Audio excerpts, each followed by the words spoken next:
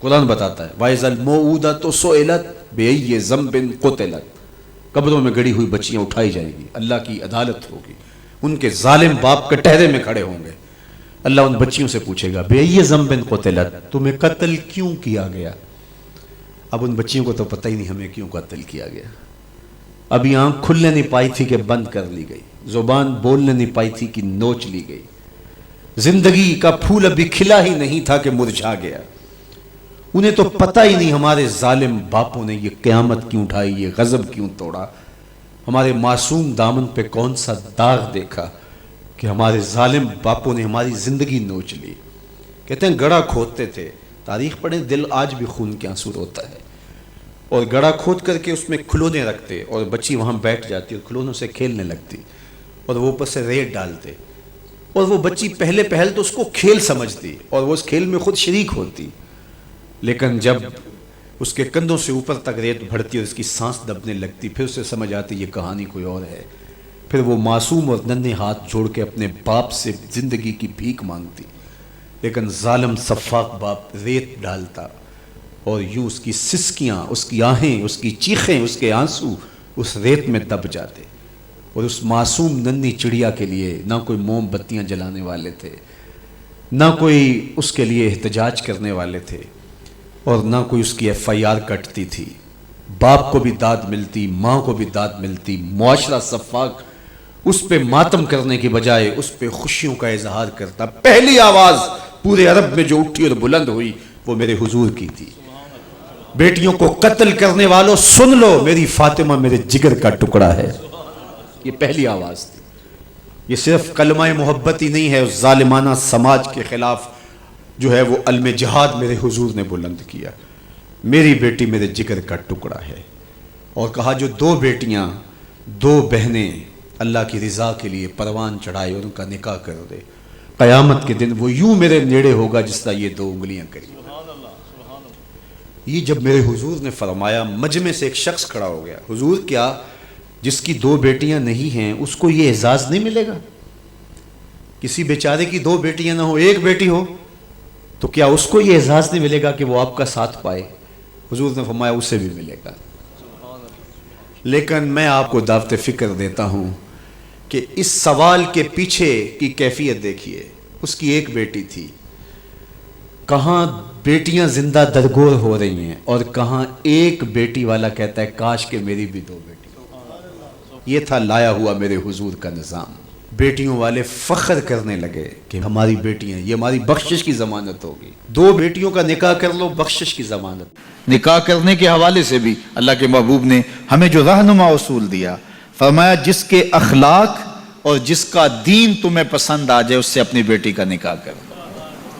تو وہاں دولت دیکھنے کی تلقین نہیں کی گئی۔ اگر یہ قدریں ہوں گی ہماری ایک دوسرے سے جڑنے کی، ایک دوسرے سے قریب ہونے کی، رشتہ داریاں کرنے کی، تو پھر اچھا معاشرہ تشکیل پائے گا، اور جب ہماری جو ہے وہ ترجیحات اس سے ہٹ کر کے ہوں گی تو پھر اچھا معاشرہ تشخیص نہیں پائے گا۔ آج اس سے تعلق جوڑا جاتا ہے جس کے پاس دولت کی کثرت ہو یا کوئی صاحب اقتدار ہو، تو لوگ اس سے تعلق رکھتے ہیں، چاہے اس کے اخلاق کتنے ہی برے کیوں نہ ہوں، اس کے رویے کتنے ہی تلخ کیوں نہ ہوں۔ جو اچھے خلق کا حامل ہے اس کی قربت اختیار کرو، تمہیں زندگی اور آخرت کا نور نصیب ہوگا۔ یہ بات درست ہے، اس کو ہمیں کھلے دل سے قبول کرنا چاہیے کہ ہم مسلمان ہونے کے باوجود ان قدروں کو اختیار نہ کر سکے جو ہمارے آقا نے ہمیں دی۔ اکبر الآبادی نے کہا تھا مس پہ ہے اپنی نظر اور سیم ان کے ہاتھ میں۔ ہم تو تانبے پہ نظر جمائے ہوئے ہیں اور چاندی وہ لوگ لے گئے۔ اقدار عالیہ، رویوں کی خوبصورتی، قوانین کی بالادستی اور زندگی کا بہت سارا جمال وہ ہم سے چھین کے لے گئے۔ یہ خزانہ ہمارا تھا، لیکن صاحب جام اسی کا جو بڑھ کے تھام لے، جو بھی محنت کرے۔ ایک وہ زمانہ بھی تھا کہ شارلمان اس کے لارڈز ابھی دستخط کرنے کی مشق سے گزر رہے تھے، ابن حزم کے قلم سے 1000 کتابیں نکل چکی تھی۔ وہ زمانہ بھی ہم نے دیکھا جب پیرس میں کیچڑ تھا اور بغداد عروس البلاد کہلاتا تھا۔ ہم نے وہ دور بھی دیکھا ہے جب وہ سواد آشنا بھی نہیں تھے، حرف آشنا بھی نہیں تھے، اور ہمارے منجم ستاروں پہ کمندے ڈالتے تھے۔ جب ہم محنت کرتے، خدائے زندہ زندوں کا خدا ہے، یہ اس کا اصول ہے، یہ اس کا ضابطہ ہے۔ لیکن جب ہم جو ہیں وہ پیچھے آ گئے تو انہوں نے آگے بڑھ کر جام تھام لیا. یہ بات میں ضرور کہوں گا، خیر کی قدریں جہاں بھی ہیں، کسی کفر کے معاشرے میں بھی ہیں، لیکن وہ پھوٹتی میرے حضور کے قدموں سے ہی ہیں. چوکھٹ اسی سے ہی فیض اور نور اور روشنی پھوٹی ہے، اجالے یہی سے گئے ہیں، ورنہ انسان آج بھی زنجیروں میں جکڑا ہوتا. وہ کیسا سماج تھا کہ جب بیٹی کو زندہ درگور کر کے باپ آتا تھا تو معاشرہ اسے داد دیتا تھا کہ تو نے اپنی آبرو بچا لی ہے، تو نے اپنی عزت بچا لی ہے. اور یہ اتنا بڑا گھنونا جرم، قیامت کے دن سب سے پہلا سوال نماز کا ہوگا، لیکن سب سے پہلا فیصلہ قتل کا ہوگا. دوسرے لفظوں میں یوں کہہ لیجئے، حقوق اللہ میں سب سے پہلے نماز کا سوال ہوگا، اور حقوق العباد میں سب سے پہلا فیصلہ جو ہے وہ قتل کا ہوگا. اور قتل میں بھی وہ بچیاں جو زندہ درگور کی گئی، ان کا مقدمہ پہلے لایا جائے گا. اللہ کے محبوب علیہ السلام سے پوچھا گیا کہ سب سے اچھا ایمان کس کا ہے؟ فرمایا سب سے اچھا اور کامل ایمان اس کا ہے جس کے اخلاق اچھے ہیں، جو بات اچھی کرتا ہے، جو لوگوں کے برائیوں کی ٹو میں نہیں رہتا، جو لوگوں کو اذیت نہیں پہنچاتا، جس کی طبع میں حیا ہے، جس کی طبیعت میں وفا ہے، جس کے انداز کے اندر محبت ہے، مروت ہے، بھائی چارہ ہے، حسن سلوک ہے، رواداری ہے. ان چیزوں سے مل کے اخلاق بنتا ہے، اچھی عادتوں سے اخلاق بنتا ہے، رویوں سے اخلاق بنتا ہے، لوگوں کے بارے میں اچھا سوچنے سے اخلاق بنتا ہے. تو اچھے خلق رکھنے والا شخص اچھے ایمان کا حامل ہے. بہتر ایمان اس کا ہے جس کے خلق اچھے ہیں، جس کا کردار اچھا ہے.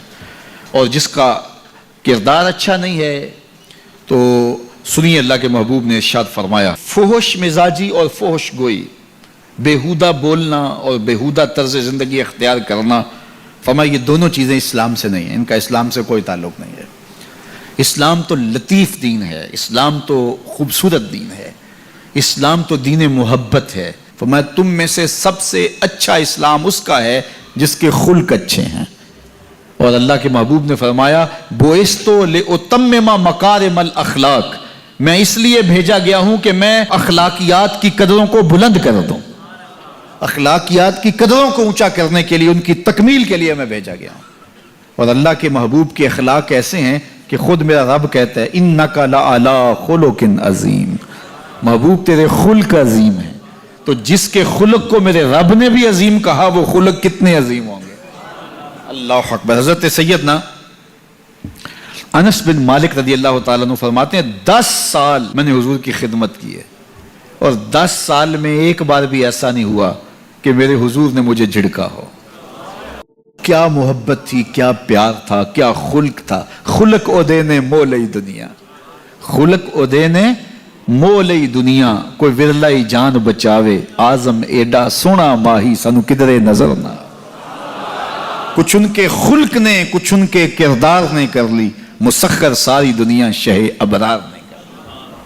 تو اچھے اخلاق کا حامل جب بندہ ہوگا، اس کا ایمان کامل ہوگا اور اس کا ایمان اچھا ہوگا. تو نامہ اعمال میں جو عمل ڈالے جائیں گے، جو ترازو پہ میزان پر جو عمل ڈالے جائیں گے، سب سے وزنی عمل نماز نہیں ہوگا، روزہ نہیں ہوگا. سب سے وزنی عمل کون ہوگا؟ جو پلڑے کو جھکا دے گا، وہ حسن خلق ہے. تو لوگوں سے اخلاق اچھے رکھیں، لوگوں سے رویے خوبصورت رکھیں، بات کرنے میں سلیقہ سیکھیں، گفتگو کا طریقہ سیکھیں. لوگوں کے معاملات کے اندر، نجی زندگی کے اندر جھانکنے کی کوشش نہ کیجیے، اور لوگوں کے بارے میں حسن ظن رکھیے، ان کی بہتری کا سوچیے، اور ان کے لیے خیر کے ماحول کو فراہم کیجیے، ان کے لیے آسانیاں پیدا کیجیے، اور ان کو جو ہے وہ آپ اچھائی کی طرف بلائیے. میرے بزرگ فرمایا کرتے تھے جس سے دوستی ہو تو اس کا بھلا سوچنا چاہیے، اور کسی کا بھلا سوچنا یہ ہے کہ اس کی دنیا بھی اچھی اور بالخصوص اس کی آخرت اچھی ہو جائے. تو اس کو دین کی طرف لایا جائے، اس کو اچھائی کی طرف لایا جائے تاکہ اس کی آخرت برباد نہ ہو. یہ کسی کا بھلا سوچنا ہے.